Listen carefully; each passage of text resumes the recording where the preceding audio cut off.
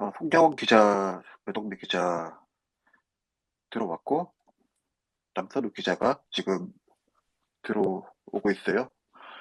그 신의 10일이 오늘 마감 날이라 가지고 기자들이 이제 마감 끝나자마자 지금 스페이스에 접속을 하고 있습니다. 11시부터 시작할 테니까요. 조금만 기다려 주시고 기자들끼리 이제 마감 수다나 한번 이제 해보시죠. 송경원 기자, 그 사실 오늘 인터뷰를 하고 바로 마감을 하는 굉장히 빡빡한 일정을 소화를 하고 있는데 오늘 오전에 누구 인터뷰 하셨습니까? 네, 박기용 신임 영진위원장, 영화진흥위원장 인터뷰하고 왔고요. 워낙에 바쁘시기도 하고, 서울에서 다른 일정도 있으셔서, 뭐, 부득이하게 저희 마감 날인 목요일 날 인터뷰를 했습니다. 네, 지금 이제 영화 산업이 그 어느 때보다 급변하고 있고 또 이제 영화라는 경계 자체도 지금 이제 굉장히 드라마하고 이제 경계를 구분 짓는 것 자체가 이제 또 무너지고 있는 상황에서 영진이가 짊어진 어떤 과제들 이제 이런 것들이 좀 커 보일 텐데 좀 대화를 나눠보신 건 어떠셨어요? 네, 말씀하신 그런 부분에 대한 고민들이 되게 많았고요. 저희도 맨날 하는 얘기지만, 결국 지금 시기에서 제일 진지하게 하게 되는 고민은 영화가 뭔가에 대한 질문인 것 같아요. 영화진흥위원회도 출발은 이제 말 그대로, 이름 그대로 영화의 진흥, 그 산업의 육성에 초점을 맞췄는데 그 시기를 지나서 중간쯤에는 이제 한국 영화 산업이 좀 커지고 난 다음에는 지원들, 작은 영화나 다양성 영화에 대한 지원들에 초점을 맞췄고 지금은 또 완전히 패러다임이 바뀌고 있는 시기라서 이제는 과연 어디까지가 영화이고 영화진흥위원회가 무엇을 해야 되는가에 대한 정체성에 대한 고민들 되게 많이 하시더라고요. 그래서 그런 거에 대한 좀 깊이 있는 토론, 그리고 심도 깊은 개념 정의, 뭐 이런 걸 하려고 지금 보관을 계획 중이라고 하십니다. 네, 박희영 신임 영화진흥위원회 위원장 인터뷰는 이제 언제 볼 수 있나요? 네, 오늘 마감해서 이번 주 잡지에 실리고요. 토요일 날 발행되는 신의 10일 통해서 만나보실 수 있을 겁니다. 그 온라인 기사는 내일 오전에 제가 이제 빨리 노출시켜 달라고 요청을 했으니까 아마도 이제 그 새로운 영화진흥위원회 역할이나 뭐 방금 이제 송영훈 기자가 얘기한 어떤 정체성에 관한 박기용 신임 영진위원장의 생각을 아마도 내일 오전 11시쯤에 만나보실 수 있을 것 같습니다. 남산우 기자, 오늘 이번 주 화요일에 또 중요한 취재를 다녀온 걸로 알고 있는데 그 어떤 네. 취재를 하고 왔습니까? 저는 2022년 왓챠 미데이를 다녀왔습니다. 왓챠에서 지금 왓챠 2.0이라고 해서 새로운 서비스를 실시하겠다고 밝혔어요. 짧게 소개를 해드리자면, 네, 어떤 게 지금, 바뀌나요? 네, 지금 왓챠에 들어가시면 시리즈랑 영화만 보실 수 있잖아요. 근데 연내 출시될 왓챠 2.0 같은 경우는 그 안에서 웹툰이랑 음악까지 같이 들을 수 있도록 서비스를 할 예정이라고 하더라고요. 그러니까 지금은 이제 시리즈와 이제 영화들을 이제 보통 네, OTT처럼 감상을 이제 하는데, 네네. 이게 이제 도입이 되면 이제 웹툰을 볼 수 있고 음악까지 감상을 할 수 있다는 얘기죠. 왓챠 플랫폼 안에서.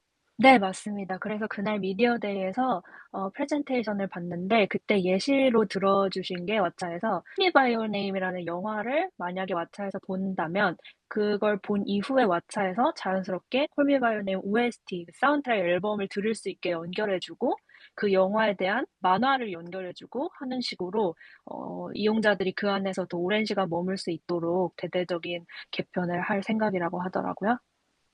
굉장히 좀 진화를 했네요. 왓챠다운 방식으로. 네, 재밌을 것 같아요. 네, 기대가 됩니다. 저도 아무래도 좀 어떤 영화들은 OST 영화 음악이 되게 기억에 오래 남잖아요. 그 보통 영화를 보고 나면 OST가 궁금할 때가 있는데 왓챠가 이제 앞으로 그런 변화를 한다면 영화를 보고 난 다음에 이렇게 뭐 음악 사이트를 뒤지지 않더라도 좀 편하게 접근할 수 있을 것 같네요. 배동미 기자, 네.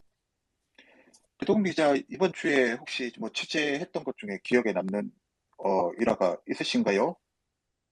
네. 저는 지난주 목요일에 그 클라이맥스 스튜디오 그 본사에 가서 변승민 대표 인터뷰하고 왔었는데요.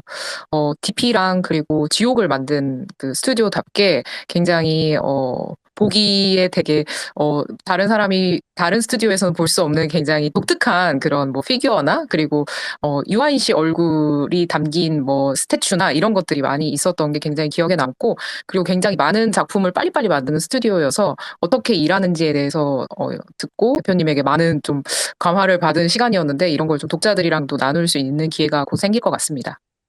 네, 짤막하게, 여기서만 이제 최초로 공개하는 것 같은데, 신의 11이 조만간 유료 콘텐츠, 기사 콘텐츠를 선보일 계획이고요.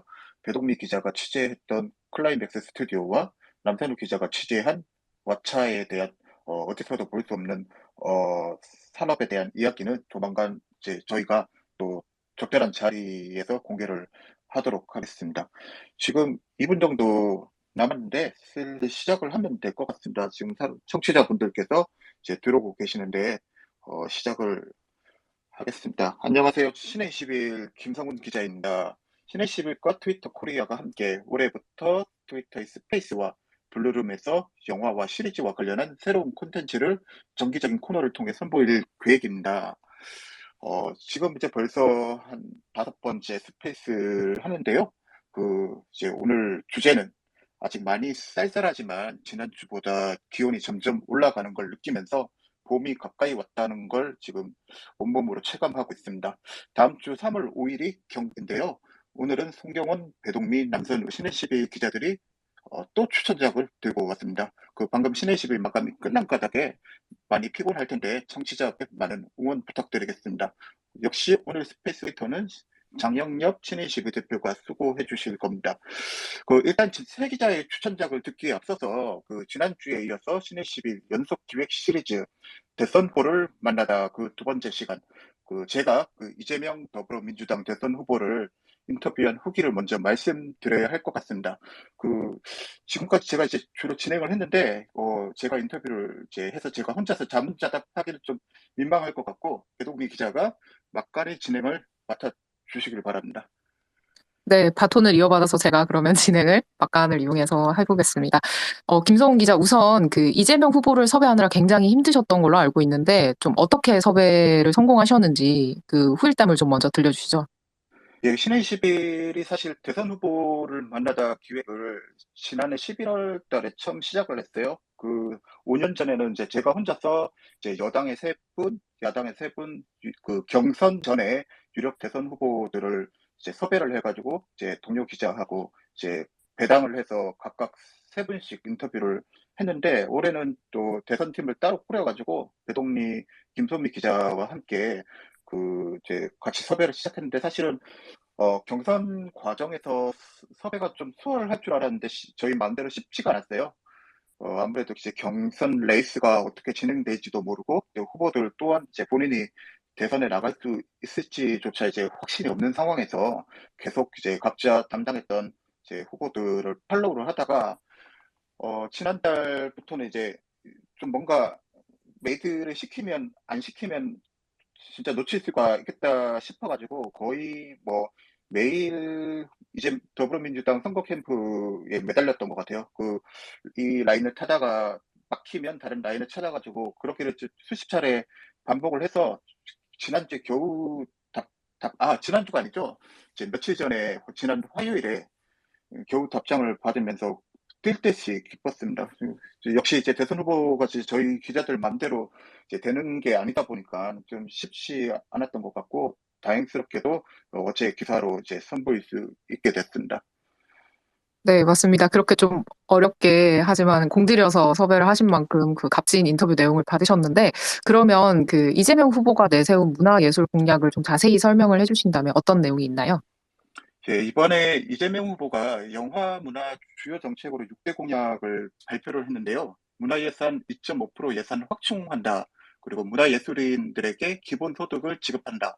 국민 창작 플랫폼을 운영하겠다. 청년 문화예술인 1만 시간 지원 프로젝트, 문화 외교 강화, 콘텐츠 투자와 일자리 창출과 같은 6가지 정책을 발표를 했는데, 여기서 이제 제가 개인적으로 인상 깊었던 했던 정책은 크게 두 가지입니다. 하나는 문화예산을 2배 이상 늘리겠다고 하셨어요. 보통은 이제, 국방이나 외교나 복지나 사회 여러 분야에서 예산들이 우선적으로 책정이 되고, 사실은 문화예산은 이제 다른 분야에 비해서는 이제 역대 내내 좀 비중이 작았던 게 사실인데, 이재명 후보는 이제 문화예산을 이제 2배 정도, 2.5%까지 확대하겠다. 문화예산 증액을 이제 공개적으로 이제 이번에 선언을 했는데, 그렇게 선언을 하게 된 이제 이유가 이제 지금 이재명 후보 정책 중에 가장 중요한 패러다임이 지금 현재 대한민국 사회는 디지털 대전환기에 있다. 그리고 문화 콘텐츠 산업은 미래 신성장 동력 중에 하나다. 이제 그렇기 때문에 디지털 문화 소비를 자연스럽게 경험하고 성장한 청년 세대가 주역으로 나아가도록 이제 뒷받침해야 하고 정부가 그런 제도적 장치를 만들고 지원을 해야 한다라는 점에서 문화 예산을 굉장히 중요하게 생각을 했다는 게 인상적이었고요. 또 하나는 이제 기본 지급이에요. 사실 이재명 후보의 정책이나 공약을 좀 관심 있게 지켜보신 분들은 이 기본소득이라는 걸 심심치 않게 이제 접했던 단어셨을 것 같은데, 실제로 이재명 후보가 경기도지사 시절에 이미 기본소득에 대한 실험들을 이제 도행정에서 여러 차례 했었고요. 그리고 특히 청년문화예술인들에게 사실 기본소득 지급이 뭐냐면, 지금 문화나 예술은 사회 공공 영역에 해당되는 부분이 있는데, 그거를 이제 만드는 청년 예술인들이 사실 경제적으로 불안정한 삶을 살고 있기 때문에 정부가 나서서 이제 이들에게 지원을 하고, 이제 이들이 끊임없이 꾸준히 이제 문화예술들을 결과물들을 내게 해야 한다라는 이제 취지로 만들어진 지원 제도거든요. 이제 그거를 이제 경기도지사 시절 때부터 이제 추진해왔던 이 후보의 철학이고, 그걸 이제 만약에 이 후보가 당선이 된다면 차기 정부에서 아마도 최초로 기본소득이 이제 본격적으로 시험대에 오르지 않을까 싶고요. 또 하나, 재정 당국에서는 아마 좀 거센 저항이 이제 예상이 되는데, 이재명 후보 말로는 큰 문제는 되지 않을 것 같다라고 밝혔습니다. 네, 그 이재명 후보가 원래 기본 시리즈라는 거를 많이 이야기를 했었는데 그 중에서도 특히나 그 문화예술인에게도 기본 소득을 주겠다라는 그 공약을 이야기하신 것 같습니다. 그러면 김성훈 기자는 이외에 다른 뭐 이재명 후보와 관련된 인터뷰를 진행하면서 뭐 느낀 점이나 아니면 뭐 후기나 이런 거를 마지막으로 이야기해 주신다면 어떤 게 있을까요?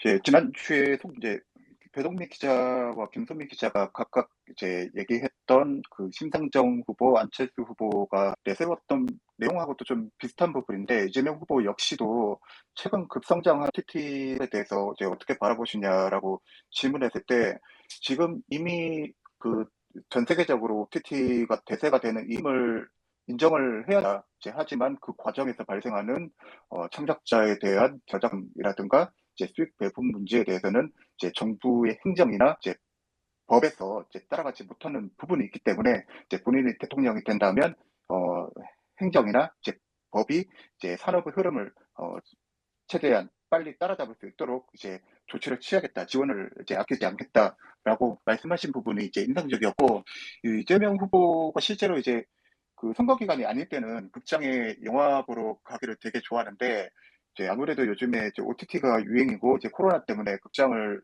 또 대선 기간 때문에 이제 극장을 가지 못했는데, 이제 본인이 최근에 인상적으로 본 작품이 오징어 게임과 DP를 이제 꼽아주셨는데, 자세한 이유는 신의 11 기사에서 확인하시면 될 것 같습니다. 예, 제가 진행을 하면 되겠네요. 좀 이재명 후보 얘기로 이제 시작을 했는데, 이제 지금부터 본격적으로 송정원, 배동미, 남선우 기자가 2월 달에 봄을 기다리면서 이제 함께 볼 만한 영화 혹은 시리즈를 이제 추천하겠습니다. 그, 제가 이제 오늘 주제를 무엇으로 할까 고민을 하다가 며칠 전에 얘기를 좀 하고 시작을 하는 게 좋을 것 같은데, 쇼브라더스라고 아마 홍콩 영화 한 분들께서는 7, 80년대 홍콩 영화 하면 이제 쇼브라더스라는 이제 메이저 스튜디오를 이제 아마 아시는 분들도 많으실 테고, 또 요즘에 좀 젊은 청취자분들께서는 이제 처음 듣는 분들이 많을 것 같은데, 쉽게 얘기하면 그 지금 뭐 스튜디오 드래곤이 이제 드라마들을 많이 내잖아요. 근데 그런 것처럼 7, 80년대, 1970년대, 80년대 홍콩 영화의 전성기를 열었던 굉장히 유명한 영화들을 제작을 했던 스튜디오고요. 쇼브라더스가 그 난란쇼라는 이제 대표가 운영했던 이제 스튜디오인데 쇼브라더스의 간판 감독이었던 초원 감독님이 이제 며칠 전에 향년 87세로 세상을 이제 떠났다고 합니다.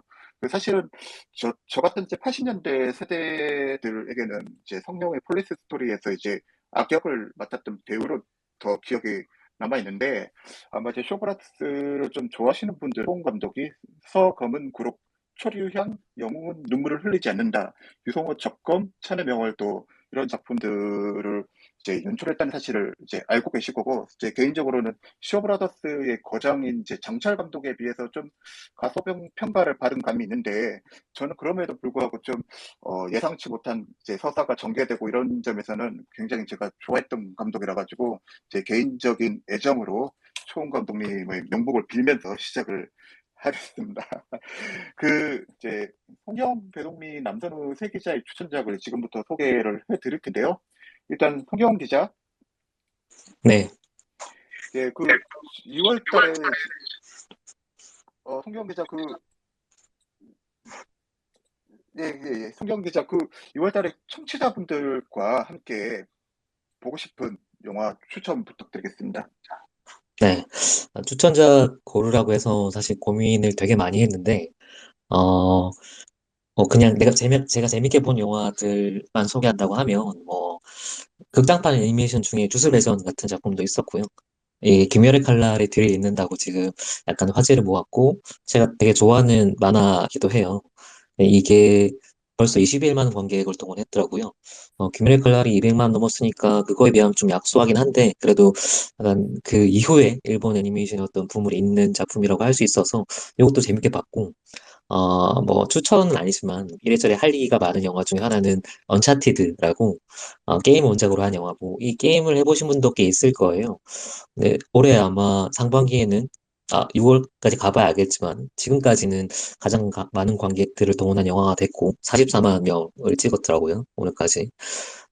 영화가 되게 완성도 있다고는 말 못하겠고 여러 가지로 얘기를 한다고 하면 아쉬운 점이나 게임 원작으로 한 영화는 왜 안 될까 이런 얘기들 하게 될 것 같긴 하지만 또 이러저러 얘기를 해보고 싶은 영화기도 합니다. 단점을 포함해서. 네, 그리고 송영 기자는 언차티드가 그래서 어땠어요? 저는 준수하게 봤어요. 재밌게 봤는데, 어, 원작 영화, 게임을 생각 안 하고 본다고 하면, 그냥 볼만한 킬링타임 무비는 충분히 된다고 생각을 해요. 근데 아무래도 원작이 있으니까 비교를 하게 되고, 또 게임 원작이라고 하면 또 약간 기대하는 바들이 있어서 그런 걸 생각하면 아쉬운 점이 좀 많은 영화였고, 오히려 그래서 좀 마이너스가 되는 영화? 어, 약간, 기본적으로 약간 테마파크 같은 영화인데, 놀이동산을 가도 여러 가지 놀이기구가 있잖아요.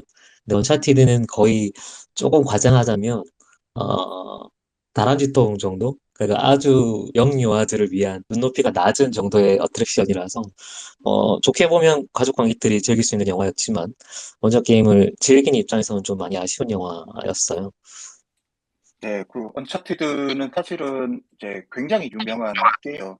플레이스테이션에서 저도 이제 게임을 먼저 접했고, 사실은 제작 전부터 이제 감독이 수차례 바뀌어가지고, 이제 영화로 만들어질까? 뭐 이런 얘기들이 이제 또 영화 관객들 사이에서 좀 얘기가 많았던 작품이었는데, 그, 좀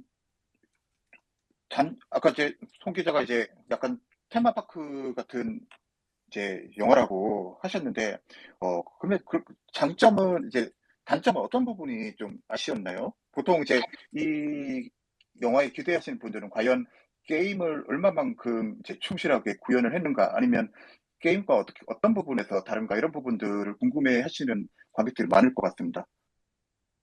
오늘 할 얘기는 다룰 영화는 이게 아니지만 그래도 짧게 좀 얘기를 해보면 제일 아쉬운 점은 이제 약간 기계적인 공식대로 따라가는 그 말 그대로 기획 영화의 그냥 어떤 전형적인 틀을 보여준 영화이고 이게 원작의 주인공을 이제 톰 홀랜드가 맡았는데 톰 홀랜드 캐스팅 자체가 영화의 어떤 방향성을 되게 상징해 주기도 해요.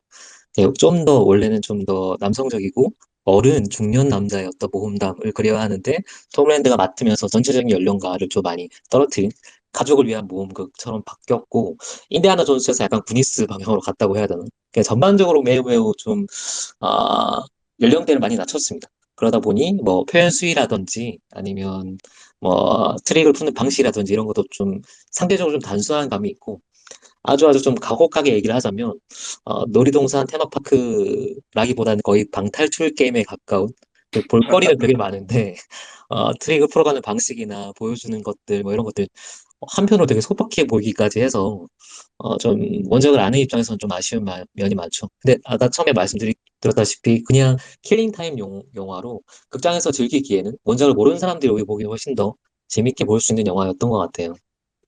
네, 사실 언차티드는 이제 그 남산 기자가 그 설 연휴 신의 21에서 그 인터뷰했던 이제 정정훈 촬영 감독이 찍은 할리우드 영화이기도 한데 그 촬영적인 면에서는 좀 어떤 부분이 특징적이었습니까? 오늘 제가 언차티드 얘기하는 건가요? 얘기, 꺼내서 얘기를 계속 하게 되는데, 촬영적인 부분은 정말, 기술적으로 말하면 흠잡을 데 없습니다. 그러니까 지금 할리우드에서 활용하는 촬영 감독 중에도 유난히 감각적이다라고 할 수 있을 만한, 지금 역할들, 활약들을 보여주고 있는 것 같고, 게임에서 못 보여준 되게 역동적인 화면들을 많이 잡아내거든요. 영화의 즐거움 한 절반 이상은 사실 정말 촬영의, 공이라고 할 정도로 촬영은 매우 무난하고 괜찮은 영화였던 것 같아요. 네, 참고로 오늘 방송은 즉석 Q&A 없이 해시태그 시넥21 스페이시즈로 주신 질문으로만 진행됩니다. 방송 듣다가 기자들과 함께 나누고 싶은 대화가 있다면 해시태그 시넥21 스페이시즈로 질문을 남겨주시면 감사하겠습니다. 지금 여러분들께서는 봄을 기다리며 홍경원, 배동민, 남선우 기자와 함께 볼만한 추천작 스페이스를 듣고 계십니다. 송경원 기자가 원래 준비한 영화가 언차티드가 아닌데 그래서 청취자들을 위해서 어떤 영화를 준비해 오셨습니까? 네. 만약에 영화가 아니고 요즘에 제일 재밌게 보는 걸 추천하라고 하면 아마 드라마 중에 25, 21 요걸 추천을 했을 것 같아요. 뭐 아까 촬영 얘기도 나왔는데 그냥 한마디로 좀 표현하면 청춘이란 필터를 끼워 놓은 드라마 같아서 제일 요즘에 개인적으로 보면서 설레고 있습니다. 아, 보통 송 기자가 드라마를 보는 경우가 흔치 않은데, 아니, 어쩌다가 저기 영화 얘기 안 하셔도 되니까, 그 드라마의 어떤 부분이 대체 송 기자의 어떤 가슴을 설레게 했나요? 또 괜히 얘기를 꺼내서 얘기가 길어질 것 같은데. 일단은 시대가 이제 IMF 시대를 배경을 하고 있어서 공감되는 면도 있고, 요즘에 복고라는 키워드에 대해서 여러 가지로 좀 생각해 보게 되는 것 같아요. 이 드라마도 마찬가지로 촬영에 되게 공을 들인 면이 크고, 드라마 오프닝에 보면 약간 예전에 걸어서 하늘까지처럼 되게 낡은 비디오 필름 같은 필터를 씌우고 있거든요. 그게 화면 자체로 어떤 복고를 자극하는 면도 있고, 그리고 무엇보다도 주인공들의 연기, 김태리 배우는 워낙에 연기를 잘하긴 하지만 이 영화에서 의 활약이 정말 귀염 터지는 활약을 하고 계셔서 그냥 그거 보는 것만으로도 흐뭇하고 남자 주인공도 대학생 전문 배우라고 해야 되나? 그렇게 되게 다른 영화에서도 다른 드라마에서도 많이 활약을 했던 이 남쪽 배우가 그냥 보는 것만으로도 훈훈해지는 면들이 있어요. 사실 되게 클리셰도 많고, 뭐, 완성도를 하나하나 따진다고 하면, 뭐, 여러 가지 할 말이 많은, 작품이 될 수도 있겠지만, 적어도 지금 4화까지 했거든요. 지금까지 본 바로는 매화 일정 이상의 만족들을 늘 주고, 어, 정말 아까 말씀드린 것처럼 간만에 좀 보면서 흐뭇해지는, 설레는, 뭐, 그런 순간들을 많이 만들어주고 있고요. 대사도 되게 좋아. 이게 예전에 WWW라는 그 드라마, 임수정 배우가 주연했던 그 드라마의 연출자와 작가가 다시 한번 만나서 어, 지금 다시 한번 그 작품을 펼치고 있는 작품인데 전반적으로는 되게 이 나중에 다 봐야겠지만 그냥 순간순간에 되게 반응을 하면서 보고 있습니다. 아니, 송경 기자가 귀염 터지는 이런 표현을 사실은 잘 안 쓰는 기자인데, 이렇게까지 표현을 하실 만큼 막 열광을 하는 경우는 제가 좀 굉장히 신기하게 지금 느끼고 있습니다. 지금 송경 기자가 이제 말씀하시는 동안 송경 기자한테 질문이 하나 왔는데요.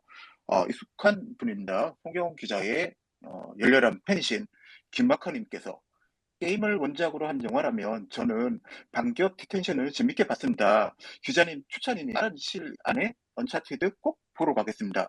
혹시 역으로 기자님이 영화화되길 바라는 게임도 있으신가요?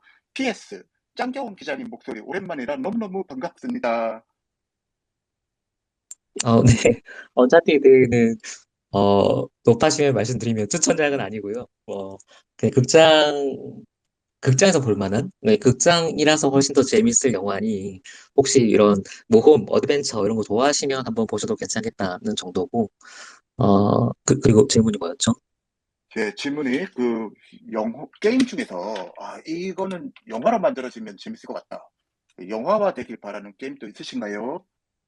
네. 지금 한창 진행 중인데 계속 프로젝트가 좀, 언차티도 마찬가지였는데, 난항을 겪고 있는 영화 중에 라스트 오브 어스라는 작품이 있어요. 이거는, 게임도 2까지 나왔고, 게임도 워낙에 완성도가 높은 작품이라 게임을 해보셔도 좋을 것 같고, 기회가 닿는다면, 지금 제작 중이니까 어떤 형태로 나올지 무척 궁금해지는 영화 중에 한 편입니다.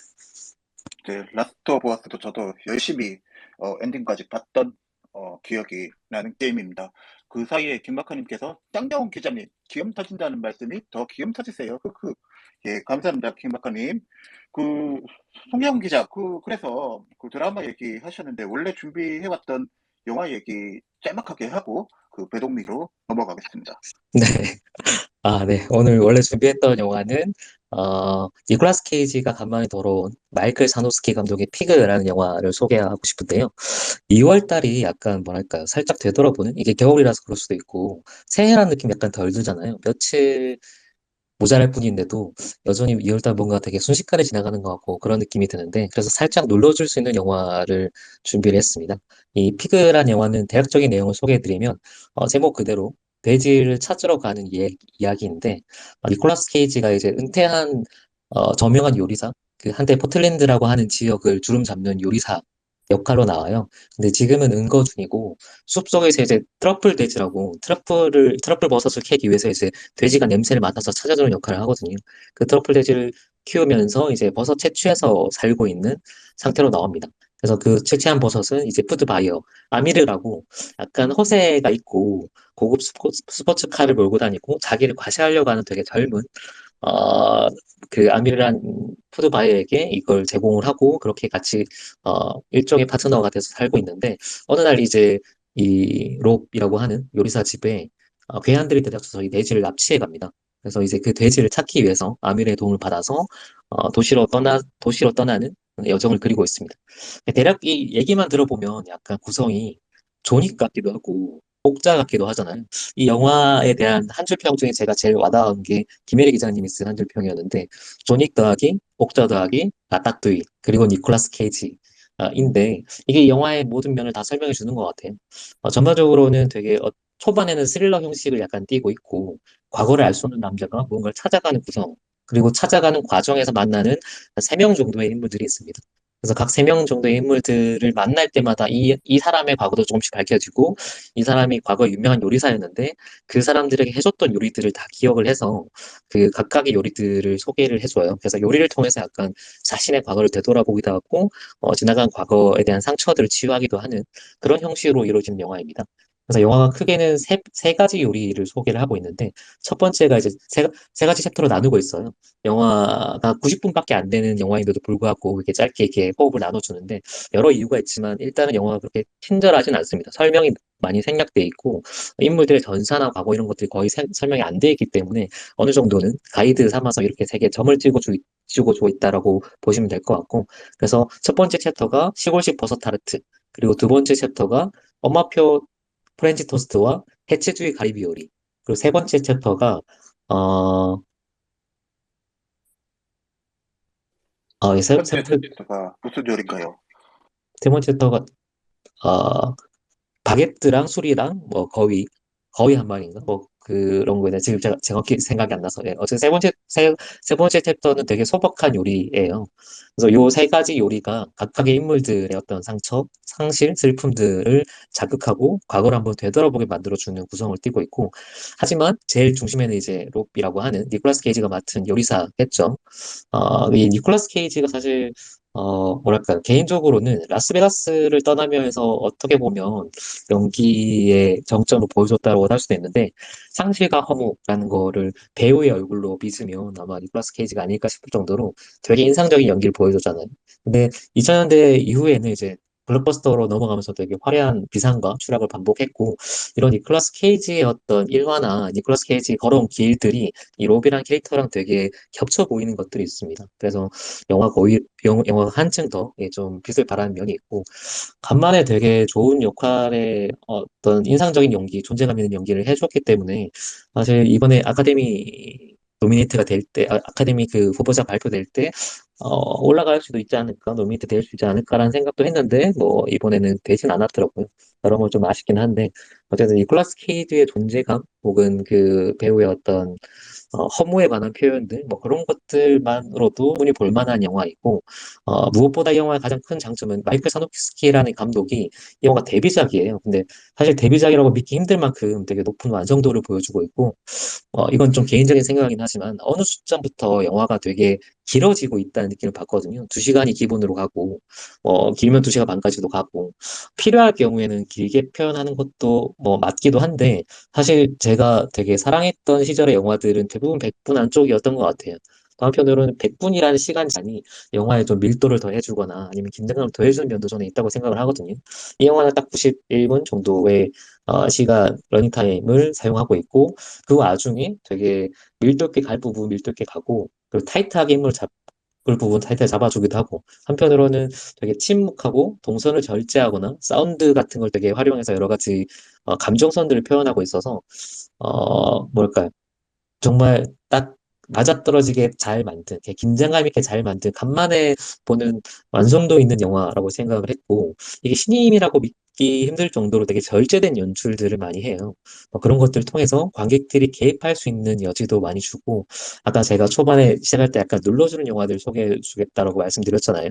이 영화의 구성은 매우 단순하고, 사실 전달하고자 하는 뭐 상처에 대한 것들, 힐링에 대한 것들, 이런 것도 매우 단순합니다. 근데, 어, 언제나 좋은 영화들, 좋은 이야기들 볼 때마다 하는 생각인데, 얘기 메시지 자체가 우리에게 와닿는 것도 있지만, 그 메시지들이 어떤 타이밍에 어떤 방식으로 타이밍에 어떤 방식으로 표현되는가가 훨씬 더 중요한데, 이 영화는 그 전달하는 방식에 대한 고민들이 많이 묻어 있는 영화예요.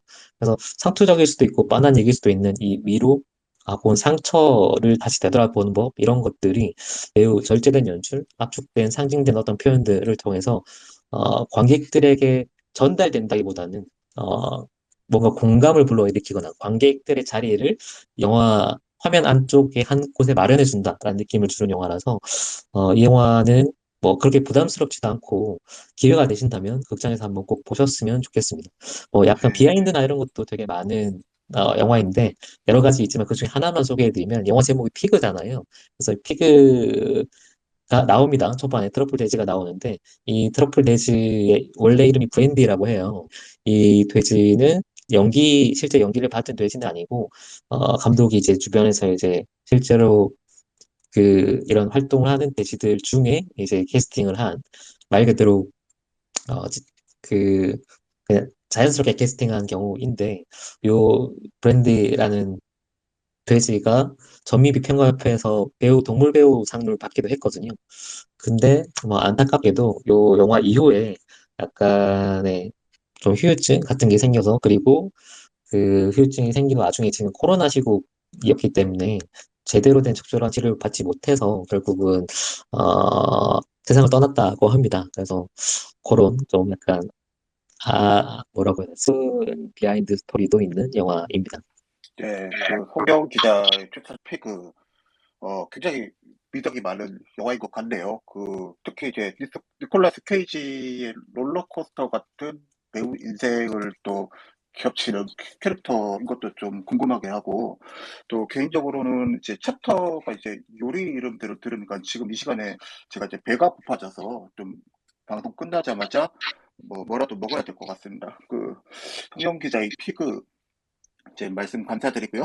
참고로 오늘 방송은 즉석 Q&A 없이 해시태그 시네21 스페이시즈로 주신 질문으로만 진행됩니다. 성경 기자, 마이크 꺼주십시오. 방송 듣다가 기자들과 함께 나누고 싶은 대화가 있다면 해시태그 시네21 스페이시즈로 질문 남겨주시면 감사하겠습니다. 지금 여러분들께서는 봄을 기다리며 송정원, 배동미, 남선우 기자와 함께 볼만한 추천작 스페이스를 듣고 계십니다. 그 오퍼레이터님, 그 김소미 기자 그 발표자로 일단 올려주시고요.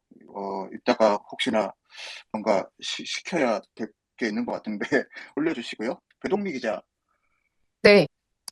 배동미 기자는 어떤 작품을 가지고 오셨습니까? 네, 저는 지난주 수요일에 개봉한 그 폴 토마스 앤더슨 감독의 리코리시 피자를 좀 소개해 보려고 하는데요. 네, 영화는 1973년 로스앤젤레스 LA에 있는 그 산 페르난도 밸리라는 곳을 배경으로 하는 영화입니다. 이곳이 사실은 폴 토마스 앤더슨이 성장한 곳인데요. 과거에 뭐 유니버설, 뭐 월트 디즈니, 워너 브라더스 같은 영화사가 있었던 곳입니다. 이곳에서 25살 여성 알라나라는 여자 주인공과 그리고 15살 남자 주인공 게리의 이야기인데요.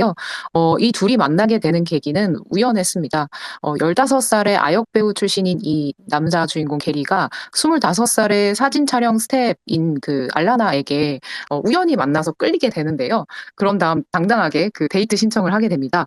사실은 나이가 다르고 처한 상황이 다르다 보니까 두 사람이 삐걱대는데요. 그러면서도 서로의 곁을 떠나지 않고 계속해서 머물면서 사귀지는 않지만 애매한 사랑을 경험하게 됩니다.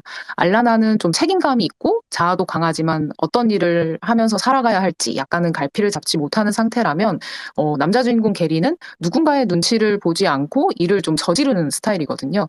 1970년대라고 하면 물침대가 새로운 그 가구 형태로 나타나게 되는데 그 침대에 물을 채워서 물컹물컹한 상태로 이제 잠을 자는 물침대가 시장에 나타나게 된 거죠. 이것을 본 게리가 물침대를 개인 사업으로 이제 꾸려가면 좋겠다라고 생각을 해서 물침대 사업을 시작을 하는데 그러면서 뭐 핀볼 게임기 사업도 하고 이런 개인적인 사업을 그 어린 나이에 계속해서 추진력 있게 해나가는 것이죠. 그런데 가만히 들여다보면 이 어렵고 끈기 있게 해내야 하는 일은 사실은 이 알라나가 여자 주인공인 알라나가 책임지고 있다는 거를 알 수 있습니다. 두 사람이 태생적으로 나이에서 오는 차이일 수도 있고 성격에서 오는 차이일 수도 있는데 좀 꼭 맞지는 않다 보니까 티격태격하면서 서로를 좀 못 견뎌하는 부분도 있는데 그런 순간들 사이에 두 사람이 마음을 확인하게 되는 순간을 굉장히 시네마틱하게 그렸거든요. 폴 토마스 앤더슨이 굉장히 뭔가 사랑을 확인하는 순간을 좀 잘 그리는 감독 중에 하나인데 제가 가장 좋아하는 장면은 게리가 그 물침대 사업을 시작하면서 어떤 장소에서 많은 사람들이 모이는 장소에서 물침대를 선보였는데 네, 그 범죄자랑 똑같이 생겼다고 그 경찰이 나타나서 게리를 잡아가는 겁니다. 그 경찰에게 연행되는 모습을 보고 눈앞에서 본 알라나가 경찰차를 따라서 뛰어가는 그 장면도 굉장히 아름답고요. 그 오해로 인해서 경찰에 연행됐다가 풀려난 게리를 껴안는 그 알라나랑 그리고 게리의 모습이 굉장히 아름다운데 연인이 사실 아프다던가 아니면 뭐 위험에 처했다던가 하는 순간에 갑자기 강렬하게 사랑을 느끼는 이 사랑이 가진 역설 같은 거를 폴 토마스 앤더슨 감독이 굉장히 유려하게 그려냈고 사실 팬텀 스레드 자체도 그러한 상황을 확장해서 보여준 영화이거든요. 연인이 그 건강을 잃었을 때 역설적으로 느끼는 이 연민이나 사랑 이런 감정을 증폭해서 보여준 작품이라면 이번에 리코리시 피자는 산뜻하고 풋풋하게 그러나 굉장히 그 나이대에서만 보여줄 수 있는 그런 사랑을 아름답게 그린 작품이고요. 사실은 이 작품이 그 아역 배우 출신의 영화 제작자 게리 고츠먼의 실제 이야기입니다. 우리에게는 필라델피아, 뭐 폴라 익스프레스, 맘마미아 같은 굉장히 유명한 작품을 제작한 영화 제작자이고요. 이 사람의 이야기를 바탕으로 해서 젊은 두 배우가 굉장히 눈에 띄는데 배우 필립 세이무어 호프먼의 아들인 쿠퍼 호프먼이 남자 주인공 게리를 연기하고요. 그리고 밴드 하임의 그 막내 그 밴드 하임이 그 세 자매가 하는 밴드인데요. 그 중에서 막내인 알라나 하임이 여기에서 자신의 이름인 알라나로 등장을 합니다. 2002년에 저는 개인적으로 2002년에 폴 토마스 앤더슨에게 칸 영화제 감독상을 안겨준 펀치 드렁크 러브랑 좀 비슷하다고 생각을 했는데요. 그 유명한 그 아파트 씬이 펀치 드렁크 러브에 나오는데 뛰어가는 장면을 굉장히 감각적으로 찍은 게 있거든요. 그 장면을 그대로 가져온 것 같은 달리기 씬이 굉장히 특징적이고요. 사랑스러운 영화이므로 봄을 기다리면서 보시면 굉장히 좋을 것 같습니다. 네, 제가 폴 토마스 앤더슨의 마스터를 보면 항상 40분쯤 지나면 졸면서 잤던 기억이 나고요. 이제 반대로 이제 그 배동미 기자가 얘기한 펀치 드렁크 러브는 제가 굉장히 좋아하는 영화인데 그 펀치 드렁크 러브를 연상하게 하는 장면이 있다고 하시니까 꼭 극장 가서 빨리 보겠습니다. 그 제가 개인적으로 좀 궁금한 거는 제가 정말 좋아했던 배우가 필립 세이머 호프먼이었는데 그의 아들이 출연한다고 하니까 좀 어떠셨어요? 이 영화에서 이제 쿠퍼 호프먼의 연기는 좀 아버지하고 좀 비슷한 면모가 있나요? 아니면 또 쿠퍼만의 또 다른 매력이 있던가요? 어, 글쎄요. 아버지와 1대1로 비교하긴 그렇지만, 일단 폴 토마스 앤더슨 감독의 말에 의하면, 먼저 캐릭터를 먼저 만들었겠죠. 게리 고츠먼의 이야기이기 때문에 캐릭터를 먼저 설정하고, 이에 맞는 나이대 배우가 누가 있을까? 그러면서도 카리스마가 있어야 되고, 눈길을 사로잡는 배우가 누가 있을까라고 생각을 했을 때, 자신과 5-6작품 정도를 했던 필립 세이 호프먼의 아들을 떠올렸고, 자연스럽게 캐스팅을 하게 됐다고 합니다. 첫 작품임에도 불구하고 굉장히 안정적인 연기를 펼쳤다고 평가할 수 있을 것 같아요. 네, 그 피그가 이제 챕터마다 요리 이름을 했는데 이번 영화 또한 사실은 이제 음식 제목이라 가지고 배가 더 고파집니다. 그 참고로 오늘 방송은 즉석 Q&A 없이 해시태그 시네21 스페이시즈로 주신 질문으로만 진행됩니다. 방송을 듣다가 기자들과 나누고 싶은 대화가 있다면 그 해시태그로 질문 남겨주시면 감사하겠습니다. 지금 여러분들께서는 봄을 기다리며 송경원, 배동미, 남선우 기자와 함께 볼만한 추천 스페이스를 듣고 계십니다. 예, 이제 마지막 순서, 마지막 차례인 남선우 기자가 어떤 영화를 가지고 왔는지 궁금한데요. 그 남선우 기자, 그 봄에, 이제 봄을 앞두고 어떤 영화를 추천하고 싶습니까? 네, 저는 영화 말고 시리즈에 하려고 합니다. 사실 봄에 어울리는 시리즈라고 말하긴 좀 뭐한데 가장 최근에 공개되었고 제가 가장 최근에 재밌게 본 시리즈라서 여러분들께도 추천을 해드리고 싶어요. 굳이 봄과 어떤 연결고리를 만들어서 얘기해보자면 좀 새로운 계절인데 나 자신에게 솔직해질 수 있는 시간을 원하는 분들께 추천해드리고 싶어요. 이 드라마를 보면 스럽게 내가 뭘 원하는지, 근데 그걸 향해 가는 과정에서 누군가를 볼모잡거나 속이고 있지는 않은지, 내가 나 자신을 좀 먹고 있지는 않은지 좀 돌아보게 해주거든요. 어떤 작품이냐면요. 바로 2월 11일에 공개된 넷플릭스 시리즈 애나 만들기입니다. 원제는 인벤팅 애나이고, 지금 우리 학교는을 보름 만에 밀어내고 지금 전 세계 시청 순위 1위에 오른 것으로도 주목을 받고 있습니다. 한국에서도 많이들 보셨을 그 브리저튼 시리즈 있잖아요. 브리저튼 시리즈를 성공시킨 제작자 쇼다 라임스의 스튜디오 쇼다랜드에서 만든 작품이에요.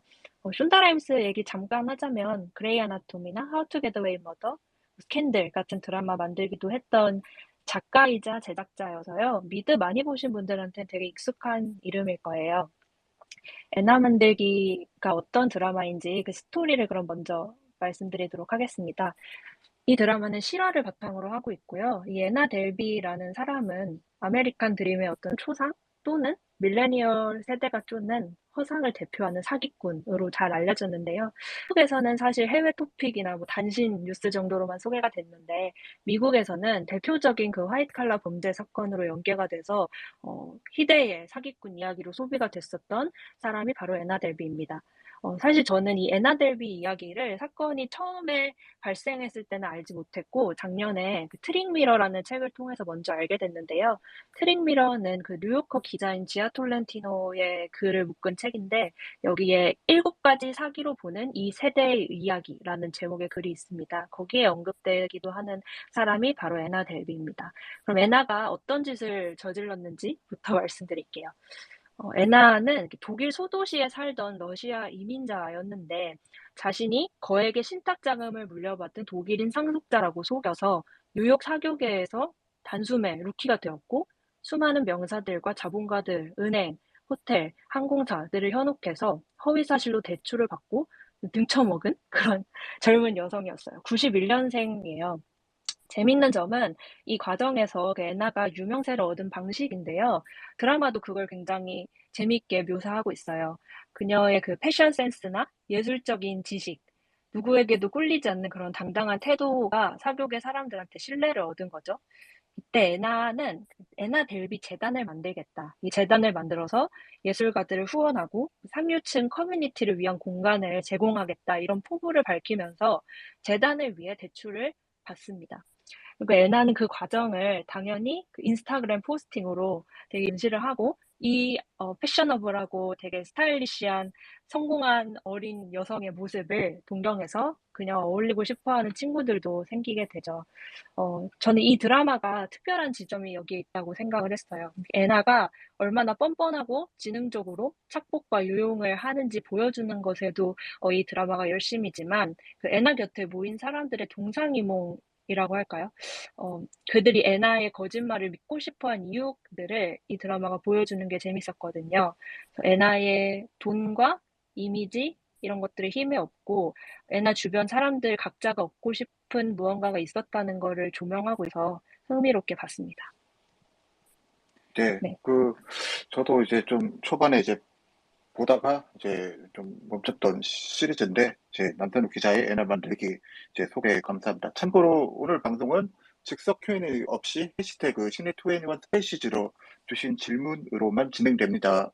그 방송을 듣다가 기자들과 나누고 싶은 대화가 있다면 해시태그로 질문 남겨주시면 감사하겠습니다. 지금 여러분들께서는 봄을 기다리며 홍경원, 외동민, 남선우 기자와 함께 볼만한 추천작 스페이스를 듣고 계십니다.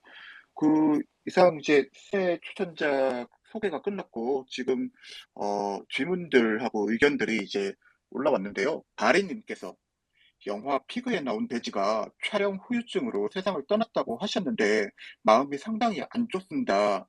사람들이 마음대로 이용하고, 아픈 후에는 치료도 제대로 해주지 못한 건데, 촬영 현장의 동물들이 보호받으면서 촬영할 수 있는 환경이 만들어졌으면 좋겠습니다. 사실 바리님 말씀대로 얼마 전에 불과 한 달 전에 KBS 드라마에서 이제 드라마 사극 촬영하다가 이제 말이 이제 죽었던 사건도 있잖아요. 이제 제가 이제 트위터에서 이제 그 사건을 굉장히 안타깝게 이렇게 보다가 트위터에서 한 30년 전에 브레이브 하트라는 멜 깁슨이 나왔던 영화에서 할리우드는 이미 모형말을 해가지고 그런 동물 촬영들을 하더라고요. 지금 시대가 그렇게 30년이 지났는데도 좀, 실제 동물들을 이런, 굉장히 극한 환경에 처하게 한다는 것 자체가 굉장히 폭력적이지 않나 그렇게 생각이 됩니다. 몽자님께서 의견을 주셨어요. 봄에 볼만한 시리즈 본능의 질주. 본능의 질주라는 영화가 있나요? 예, 죄송합니다. 제가 확인하고 이따가 말씀드리겠습니다. 지금 이제 세 분의 추천작을 다 말씀을 해주셨는데, 이제 슬슬 이제 마무리를 하기 전에 다음 주 방송을 지금 예고를 해드려야 될 것 같아요. 3월 1일 날 극장에서 개봉하는 기대작이죠. 맷 리브스 감독의 더 배트맨 기획 기사를 쓴 김현수, 김소미, 조연나 기자가 이제 3월 3일 다음 주 목요일 밤 11시에 이제 이 세 기자를 이제 모시고 더 배트맨 포인트를 집어볼까 하는데요. 오늘 방금 이제 신의 12 지면에서 이제 더 배트맨 특집 기사를 마감을 한 김소미 기자를 모시고요. 어떤 기사들이 실려 있는지 좀 홍보도 좀 해주시고, 물론 지금 엠바고가 걸려 있긴 하지만 어떤 부분들이 좀 특징적인지 떡밥을 좀 던져주십시오. 네, 안녕하세요. 저는 이번 주도 이제 마감하고 지금 돌아왔습니다. 저는 김소미 기자이고요. 앞서서 새 기자 추천작 저도 너무 재밌게 들었습니다. 얘기해 주신 것처럼 이제 3일절에 배트맨이 개봉을 하죠. 그래서 DC 코믹스의 대표 슈퍼히어로 여러분들 너무 좋아하실 것 같고요. 사실 이 배트맨이 그동안 몇 차례 시리즈 영화화 그리고 TV 시리즈, 애니메이션까지 셀 수 없이 만들어졌는데 이번 배트맨은 그럼에도 불구하고 또 새로운 배트맨이라고는 확실히 말씀드릴 수 있을 것 같아요. 그 특유의 그 음습하고 어두운 캐릭터가 이번 영화에서는 더 예민하고 더 불안하고 더 혼란한 모습으로 심화가 됐거든요. 그래서 맷 립스 감독이 배트맨의 어떤 심리에 굉장히 주목을 한 작품이고 프로덕션 디자인이라든가 스타일, 배경 이야기 이런 면들이 전부 훨씬 더 음침해졌기 때문에 그런 면에서 특히 코믹스를 좋아하시는 분들이라면 확실히 더 즐길 만한 부분이 있고 또 반대로 크리스토퍼 놀란의 영화 스타일을 좋아하셨던 분들이라면 이제 늘어난 이번 러닝 타임에 더해서 약간 지루하거나 좀 진지하게 느끼실 분들도 있지 않을까. 요 정도 반응이 좀 갈릴 수 있겠다 이런 예측을 하면서 영화를 봤습니다. 그래서 배트맨뿐만 아니라 펭귄이나 팔콘의 리들러 이런 빌런 보시는 재미도 분명히 있을 거고요. 또 저 개인적으로는 조 크라비츠의 캐트우먼을 상당히 매력적으로 봤습니다. 그래서 이번 마감한 시네 21에는 전반적인 프로덕션 길잡이와 더불어서 맷 리브스 감독, 로버트 패틴슨 인터뷰를 일단 보실 수 있고요. 원작 코믹스와의 비교도 조금 더 했고 제작 과정의 비하인드 같은 것들을 좀 정리를 했고 조연나 기자가 로버트 패틴슨 배우론을 정리했는데 저는 이걸 재밌게 읽었습니다. 그 밖에 제가 배트맨 시리즈에 얽힌 여러 가지 트리비아를 정리해서 이것도 아마 영화 보시고 나서 전후로 좀 가볍게 읽기 좋지 않으실까 생각을 하고 있습니다. 그래서 다음 주에 저하고 김현수 기자, 조연나 기자 이렇게 모여서 배트맨에 대한 이런저런 이야기 많이 풀어보겠습니다.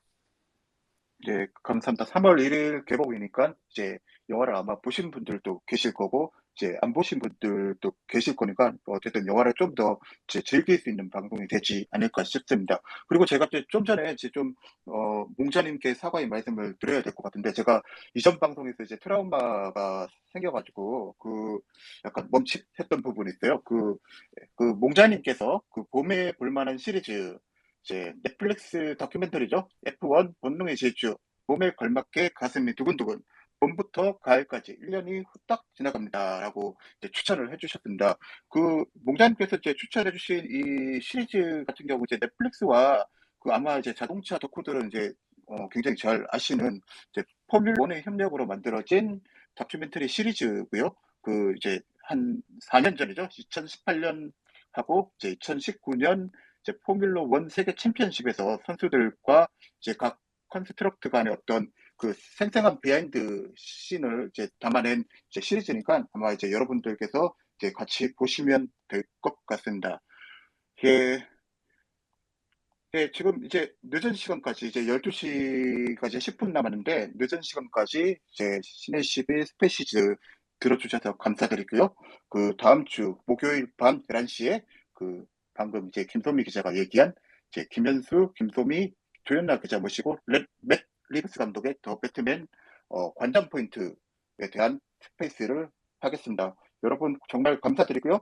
오늘 밤에도 저 마치기 예예 전에, 네, 예예 저도 그 1345호에 실리는 기사를 하나 홍보하고 싶은데요. 그, 임수연 기자가 폴 토마스 앤더슨 감독을 줌으로 만나서 인터뷰를 한 내용이 있는데, 그 기사가 이번 주말에 실리는 1345호에 실릴 예정인데요. 그 청춘 영화에 대해서도 좀 같이 이야기를 나눈 지점이 있고, 그리고 폴 토마스 앤더슨이 보는 7, 80년대 할리우드 청춘 영화들에 대한 이야기도 실려 있어서, 리코리시 피자를 보신 분들이라면 이 기사도 좀 참고해 주시면 좋을 것 같습니다. 배동민 기자 홍보 감사드리고요. 폴 토마슨 리코리시 피자의 폴 토마슨 감독 인터뷰가 신의 10일 1345 이번 주말 발행되는 신의 10일에 실립니다. 다시 인사를 드릴게요. 그 늦은 밤까지 들어주셔서 감사드리고요. 다음 주 목요일 밤 11시에 트위터 스페이스에서 또 뵙겠습니다. 안녕.